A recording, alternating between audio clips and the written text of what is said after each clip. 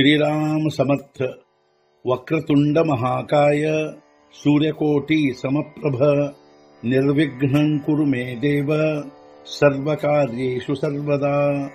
गुरुर्ब्रह्मा गुरुर्विष्णुः गुरुर्देवो महेश्वरः गुरुः साक्षात् परब्रह्म तस्मै श्री गुरवे नमः। विदेहापरि चालवूनी प्रपंच मुमुक्षु जनालागी अध्यात्म चर्चा करोनी बहुलोकजे मेळवीती। नमस्कार त्या ब्रह्म चैतन्य मूर्ती अलंकापुरी पुण्यभूमी पवित्र तिथे नांदतो ज्ञान राजा सुपात्र तया आठवीता महापुण्य राशी। नमस्कार माझा सद्गुरु श्री ज्ञानेश्वराशी। सद्गुरुनाथ महाराज की जय। जय जय रघुवीर समर्थ। श्रीराम समर्थ। जय जय रामकृष्ण हरी।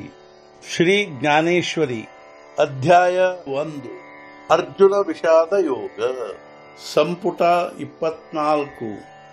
या गीतार्थाची थोरी स्वयंभू विवरी जेथ भवानी प्रश्न करी ಚಮತ್ಕಾರೋನಿ। ಈ ಗೀತಾರ್ಥದ ಮಹಿಮೆಯನ್ನು ಸ್ವತಃ ಶಂಕರನೇ ವಿವರಿಸಿದನು। ಪಾರ್ವತಿ ಮಾಡಿದಳು ಪ್ರಶ್ನೆಯನ್ನು ಆಶ್ಚರ್ಯಚಕಿತಳಾಗಿ।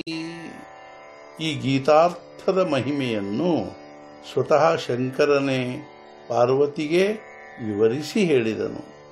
ಆಗ ಪಾರ್ವತಿ ಈ ಗೀತಾರ್ಥ ಕೇಳಿ ಆಶ್ಚರ್ಯಚಕಿತಳಾಗಿ ಅನೇಕ ಪ್ರಶ್ನೆ ಕೇಳಿದಳು।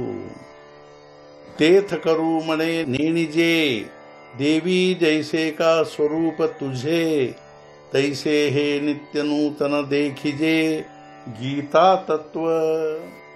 ಆಗ ಶಂಕರನಂದನು ಪಾರ್ವತಿಗೆ ನಿನ್ನ ಸ್ವರೂಪ ತಿಳಿಯುವುದಿಲ್ಲ, ಯಾರಿಗೂ ಹೇಗೋ ಹಾಗೆ ಇರುವುದು ನಿತ್ಯ ನೂತನವಾಗಿ ಈ ಗೀತಾ ತತ್ವವು।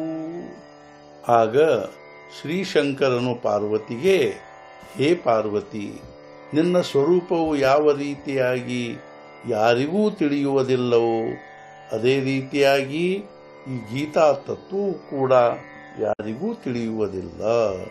ಹಾ ವೇದಾರ್ಥ ಸಾಗರು ಜಯ ನಿದ್ರಿತಾಸ ಘೋರು ತೋ ಸ್ವೇ ಸರ್ವೇಶ್ವರು ಪ್ರತ್ಯಕ್ಷ ಅನುವಾದಲ। ಈ ವೇದಾರ್ಥ ಸಾಗರವೆಂಬುದು ಗೊರಕೆಯಾಗಿರುವುದೋ ಯಾರ ನಿದ್ರೆಯಲ್ಲಿಯದು ಆ ಸರ್ವೇಶ್ವರನೇ ಪ್ರತ್ಯಕ್ಷ ಹೇಳಿರುವುದು ಈ ಗೀತಾ ತತ್ವವನ್ನು। ಸಮುದ್ರದಂತೆ ಅಪಾರವಾದ ವೇದಗಳ ಅರ್ಥವು ಯಾವ ಭಗವಂತನ ನಿದ್ರೆಯಲ್ಲಿಯ ಗೊರಕೆಯಾಗಿರುವುದು, ಅರ್ಥಾತ್ ಭಗವಂತನ ಗೊರಕೆಯು ಅಪಾರವಾದ ವೇದಗಳ ಅರ್ಥವನ್ನು ನಿದ್ರೆಯಲ್ಲಿಯ ಗೊರಕೆಯಂತೆ ಸಪ್ಪಳ ಮಾಡುತ್ತಾ ಹೊರಗೆ ಹಾಕುತ್ತಿರುವುದು। ಅಂಥ ಸರ್ವೇಶ್ವರನಾದ ಭಗವಂತನು ಸ್ವತಃ ಅರ್ಜುನನಿಗೆ ಹೇಳಿದ್ದೇ ಈ ಗೀತಾ ತತ್ವವಾಗಿರುತ್ತದೆ।